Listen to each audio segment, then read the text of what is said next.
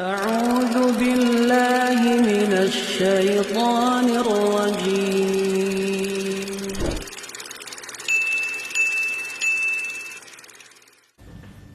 Assalamualaikum warahmatullahi wabarakatuh. Waalaikumsalam warahmatullahi wabarakatuh. Alhamdulillah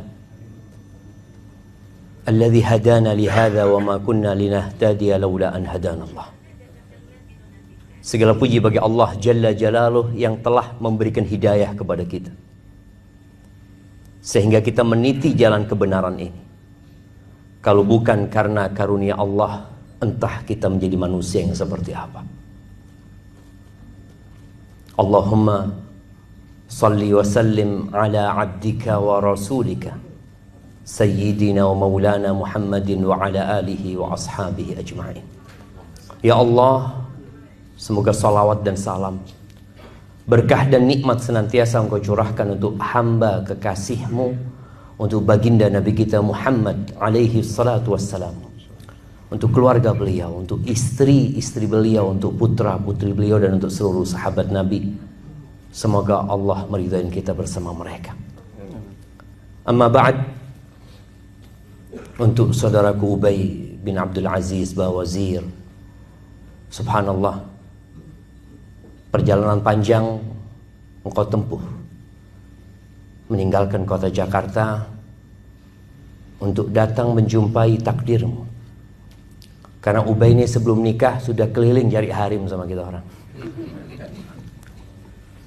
Dan ternyata Allah menakdirkan buat Ubay di sini, di kota Malang ini. Namun ternyata jodohnya Ubay ini mahasiswi di STDI.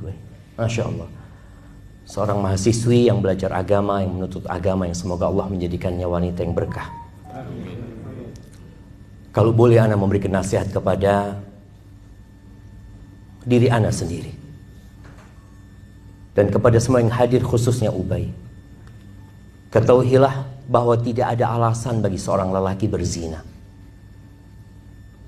tatkala Allah telah memerintahkan untuk menikah dan dimudahkan pernikahan itu. Allah mengatakan fankihu ma tabalakum minan nisa mathna wa thulatha wa ruba'. Allah katakan nikahilah wanita-wanita yang baik, 2, 3 atau 4. Fa in khiftum alla ta'dilu fawahidah aw ma malakat aymanukum. Dzalika adna alla ta'ulu. Tapi kalau kalian tidak mampu, maka solusinya adalah satu cukup. Gak mampu berlaku adil, takut, khawatir, maka cukup satu. Atau dari budak-budak yang kalian miliki. Kita sekarang sedang menghadapi seks bebas yang menakutkan di negeri kita ini, di mana orang-orang menunda pernikahan,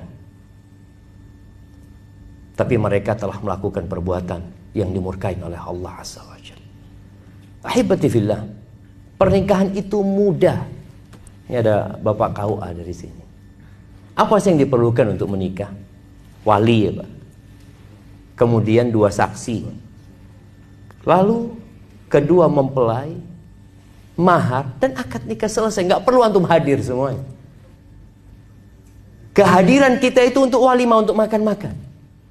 Makanya tatkala Abdurrahman bin Auf datang dengan ada bekas pacar, mungkin parfum di tangannya, Rasulullah SAW bertanya, "Mahyam ya Abdurrahman?" Ya, ada apa dengan Abdurrahman? Kata Abdurrahman, "Tazawwajtu ya Rasulullah." Aku sudah nikah. Artinya dia nikah tanpa dihadirin oleh Rasulullah SAW. Dia udah nikah. Karena yang diperlukan adalah kehadiran walinya sama 2 saksi sama mahar, selesai. Tazawwajtu. Lalu Nabi SAW mengatakan, "Aulim walau bisyah." Engkau bikin walimah walaupun dengan 1 ekor kambing. Maka kita pun hadir di tempat ini menghadiri walimah pernikahan saudara kita Ubay. Begitu mudahnya jemaah pernikahan itu, tapi banyak kita mempersulit pernikahan. Dulu ada seorang laki-laki yang melamar wanita, kemudian dia kasih sundrangnya, kata orang tua perempuannya, nggak cukup. Kenapa? Buat nyewa sendoknya aja nggak cukup. Masya Allah. Karena sebagian kita menjadikan walimah itu sebagai berbangga-banggaan. Wahadhil hayatud dunya. Sehingga kita lupa dengan esensi dari pernikahan itu sendiri. Kenapa kita menikah? Coba tanyakan. Orang itu ditanya, "Ente kapan zuat? Antum kapan menikah?" Coba dirubah pertanyaannya. Antum kenapa menikah? Apa tujuannya menikah? Sebagian kita sudah menikah, sudah punya anak, gak tahu kenapa dia menikah. Kecuali satu, menyalurkan syahwatnya. Padahal tujuan kita menikah adalah mendekatkan diri kepada Allah Azza wa Jalla. Hidup ini semua jamaah. Kata Allah, "Wa ma khalaqtul jinna wal insa illa liya'budun." Tidaklah aku ciptakan bangsa jin dan manusia kecuali untuk beribadah kepada aku. Pergi kita ke pasar dalam rangka beribadah. Tatkala kita membuka usaha kita dalam rangka kita beribadah. Tatkala kita mendatangi istri kita dalam rangka kita beribadah.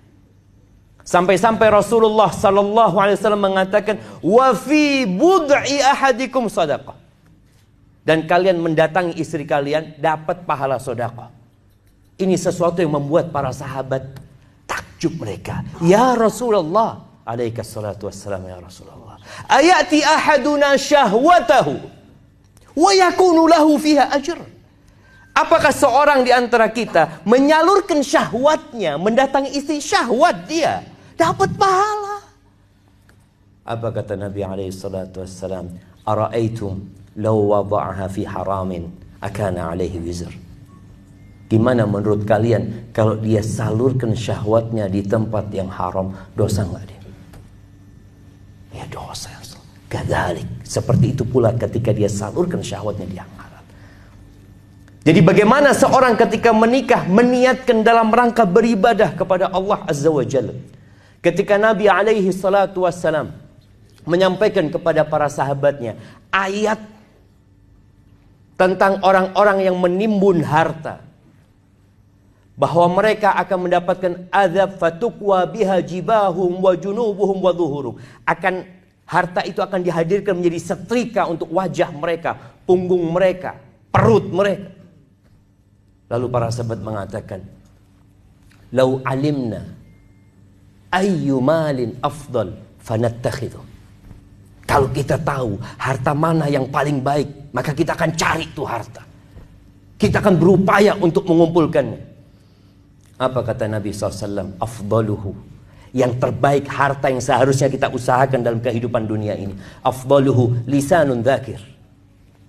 Wa qalbun syakir. Wa zawjatun mu'minatun tu'inuhu ala imani. Mau tahu harta yang paling baik? Lisan yang pandai berzikir. Hati yang senantiasa bersyukur. Dan pasangan hidup yang selalu membantu pasangannya dalam rangka urusan akhirat dan keimanannya. Itu tuh tujuan kita hidup jamaah.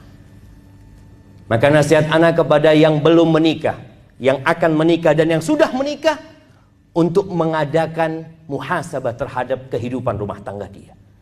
Perlu adanya redesign kadangkala dalam kehidupan kita jamaah. Rasulullah SAW pernah mendiamkan istri-istrinya. Sebulan beliau punya istri 9. Sebulan tidak ada yang didatengin ke rumah. Beliau hidup di salah satu rumah kecil di dalam kebun. Sampai tersebar berita di kota Madinah bahwa Rasulullah SAW menceraikan istri-istrinya. Umar datang menjumpai Nabi SAW. Dia tanya, "Ya Rasulullah, benar engkau menceraikan istri-istrimu?" "Enggak." Allahu Akbar. Umar bertakbir. Ternyata isu itu tidak benar. Kenapa Nabi SAW mendiamkan istri-istrinya 1 bulan? Istri-istrinya minta tambahan nafkah dalam beberapa riwayat. Mereka banyak menuntut kepada Nabi SAW. Seakan-akan visi dan misi sudah mulai menyimpang. Maka kemudian turun firman Allah di surat Al-Ahzab ayat 27, 28 atau 28, 29. Apa kata Allah? Qul ya ayyuhan nabi qul li azwajika. Ketika ayat ini turun, Nabi keluar dari rumah tempat beliau berdiam, datang ke rumah istrinya satu persatu. Yang pertama beliau datangin adalah istri yang paling beliau cintai, Aisyah radhiyallahu taala. Didudukkan Aisyah sama Nabi SAW. Lalu beliau membacakan firman Allah ini. Ya ayyuhan nabi qul li azwajika. Wahai Nabi, katakan kepada istri-istrimu, in kuntunna turidna al-hayata ad-dunya wa zinataha fata'alaina umatti'kunna wa usarrihkunna sarahan jamila. Kalau misi kalian, kalau keinginan kalian adalah kehidupan dunia, kemewahan dunia, kenyamanan dunia, fata'alain, kalian kemari. Aku akan kasih mut'ah, aku akan kasih harta kepada kalian yang menyenangkan kalian, kasih pesangon. Wa usarrihkunna sarahan jamila. Tapi kita nggak bisa bersama lagi, sudah. Selamat tinggal. Kita berpisah dengan cara baik-baik. Dan dikatakan itu kepada istri-istri. Bahwasanya kalau beda visi dan misi dalam kehidupan ini, gimana satu berharap surga, berharap akhiratnya nikmat, yang satu berharap dunia. Nggak ketemu jemaah. Wa in kuntunna turidna Allaha wa rasulahu wad daral akhirah fa innallaha a'adda lil muhsinati minkunna ajran 'azima. Tapi kalau tujuan kalian, misi kalian adalah Allah, Rasulnya, dan kehidupan akhirat, maka Allah Jalla Jalaluh akan menyediakan pahala yang baik buat orang-orang yang baik di antara kalian. Pahala yang besar, yang indah buat mereka.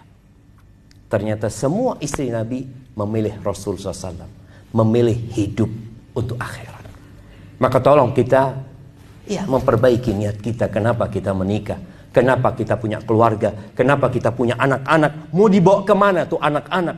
Lihat doanya Nabi Ibrahim buat anak keturunannya. Kebanyakan kita mendoakan anak kita sukses sekolahnya, jadi orang kaya, jadi orang yang berhasil. Nabi Ibrahim berdoa mengatakan, wajnubni wa baniya an na'budal asnam. Ya Allah, jauhkan aku dan anak keturunanku dari menyembah berhala-berhala, ya Allah. Doanya beliau, Rabbi ja'alni muqimas salah wa min dzurriyyati. Ya Allah, jadikan aku orang yang mendirikan salat, ya Allah, dan dari anak keturunanku. Itu yang dipinta. Kemudian bagaimana doanya ibadur rahman? Walladzina yaquluna rabbana hab lana min azwajina wa dzurriyyatina qurrata a'yun waj'alna lil muttaqina imama. Doa mereka apa? Wahai Rabb kami, anugerahkan buat kami dari pasangan-pasangan hidup kami, dari anak keturunan kami, qurrata a'yun, penyejuk pandangan. Anak-anaknya nyenangkan hati orang tuanya. Kemudian jadikan kami pemimpin buat orang-orang yang bertakwa. Bukan pemimpin sebuah perusahaan, bukan bos besar di sebuah tempat yang indah. La lil muttaqina imama. Jadi pemimpin buat orang-orang yang bertakwa. Ahibati fillah, silahkan sukses di dunia, tapi tujuannya tetap akhirat kita. Dan buat Ubay, Allah mengatakan, ya ayyuhalladzina amanu qu anfusakum wa ahlikum nara. Wahai orang-orang beriman, jagalah diri kalian dan keluarga kalian dari api neraka. Itu tugas besar seorang suami. Jangan sampai apa yang dikatakan Amr bin Qais al-Mullai ketika dia mengatakan innal mar'ata la tukhasimu zawjaha 'indallah yaumal qiyamah. Boleh jadi ada perempuan yang menggugat suaminya di hadapan Allah pada hari kiamat. Apa kata perempuan ini? Dia mengatakan, ya Rabbi, hadza zawji. Wahai Rabbku, ini suamiku. Ma'allamani wa la addabani. Allah, dia enggak ngajarin aku. Dia tidak mendidikku. Innama ya'tini bi khubzis suq. Dia hanya menjadi mesin pencari uang. Dia hanya kerjanya datangkan roti dari pasar, dia kasih makan aku. Bas yang ada dalam benak sebagian suami, sandang, pangan, papan. Alhamdulillah. Kita diciptakan untuk mengabdi kepada Allah. Kita punya tugas besar ngajarin istri-istri kita. Kenalkan dia kepada Allah Ar-Rahman, Ar-Rahim, Al-Malik, Al-Quddus, As-Salam. Sampaikan kepada dia tentang nama-nama Allah. Agar dia mati dalam kondisi mengatakan la ilaha illallah. Agar dia mendidik anak-anak kita dengan benar. Itu tugas seorang suami. Jangan hanya berpikir mencari uang, jamaah. Cari uang, kita hidup di dunia. Allah mengatakan wala tansa nasibaka minad dunya. Jangan lupa kita hidup di dunia. Dan doa kita mengatakan Rabbana atina fid dunya hasanah wa fil akhirati hasanah wa qina adzabannar. Dan Ubay akan melihat Nasrah walaupun dia seorang ustadzah, seorang penuntut ilmu, tetap dia perempuan. Yang kata Nabi SAW, perempuan itu naqisatu aqlin wa din. Kurang akalnya, kurang agamanya. Dia tercipta dari tulang rusuk yang bengkok. Lihatlah kepada kelebihannya. Dan insya Allah ketika kau melihat kepada kelebihannya, rumah tanggamu akan diberkahi sama Allah Azza wa Jalla. Dan contohlah Nabi SAW. Khairukum khairukum li ahli. Karena sampai jam berapa ini jangan? Nah, soalnya anak juga jam berapa? Nanti lanjut lagi gitu ya. Baik. Jemaah. Untuk Nasrah juga. Nah. Iya. Sebelum anak ngomong buat Nasr dan emak-emak yang ada di belakang sana, buat Ubay, Rasul sallallahu alaihi wasallam itu jamaah mengatakan khairukum khairukum li ahli. Orang yang terbaik di antara kalian adalah yang paling baik sama istrinya. Wa ana khairukum li ahli. Aku orang yang terbaik buat istriku, buat keluargaku, kata Nabi SAW. Nabi SAW itu masuk ke dapur jamaah. Beliau bantuin urusan perempuan. Beliau jahit sandalnya yang rusak, timbanya yang bolong. Beliau meres susu kambingnya sendiri. Nggak semuanya beliau minta kepada istrinya. Sebagian kita nih kalau masuk dapur, pegang sapu, aib. Berjal ini. Allahu Akbar. Khairun nas, sayyidul bashar. Nabi kita Muhammad alaihissalam, manusia terindah yang pernah menginjakkan kakinya di muka bumi ini. Beliau masuk ke dapur. Beliau bantu istrinya jamaah. Maka tolong kalau ingin jadi rejal, nggak ada rejal yang lebih sempurna dari Rasul SAW. Sebagian kita itu nus rojul, separuh rejalnya, belum sempurna. Lihat Nabi SAW itu jadi harus sempurnakan, jangan sampai seperempat rejal, full rejal. Lihat bagaimana Nabi SAW, beliau menjadi seorang panglima perang, menjadi imam di masjid, ngajar di Masjid Nabawi, masuk rumah sebagai seorang suami. Masuk rumah sebagai seorang ayah. Jangan sampai anak-anak ini, kalau abahnya pulang, ya Allah, abah kok pulang jam segini? Dia nggak kepingin abahnya pulang. Ada istri kalau lihat rejalnya datang, na'udzubillah, datang lagi nih rejal. Na'udzubillah jemaah. Jangan sampai. Karena ada istri yang tidak merasakan sakinah ketika suaminya di rumahnya. Anak-anak yang tidak merasakan rahmat ketika bapaknya di rumah. Jangan sampai. Dan untuk Nasrah binti Ahmad bin Talib, ana rasa banyak ilmu yang dipelajari Nasrah ketika kuliah di STD Imam Syafi'i. Tapi ana ingin mengingatkan, engkau sudah diserahkan sama abahmu kepada Ubay. Dan para wanita juga harus sadar ya, ketika dia dinikahkan ada perpindahan tanggung jawab. Bukan hanya tanggung jawab, bahkan Nabi SAW mengatakan kepada seorang wanita yang curhat kepada Nabi SAW. Nabi tanya setelah dia curhat, Nabi bertanya kepada dia, alaihissalam, ya Rasulullah, adatu zawjin anti? Engkau sudah punya suami? Iya ya Rasulullah. Kaifa anti lahu? Gimana sikapmu kepada suamimu? La alu illa ma'ajistu. Aku tidak pernah ya melakukan keteledoran, ya, tidak menservis dia kecuali yang aku tidak mampu. Sebagian wanita mengatakan yang tidak mampu. Maka Nabi menekankan kepada perempuan ini, unduri aina anti minhu, fa innama huwa jannatuki au naruki.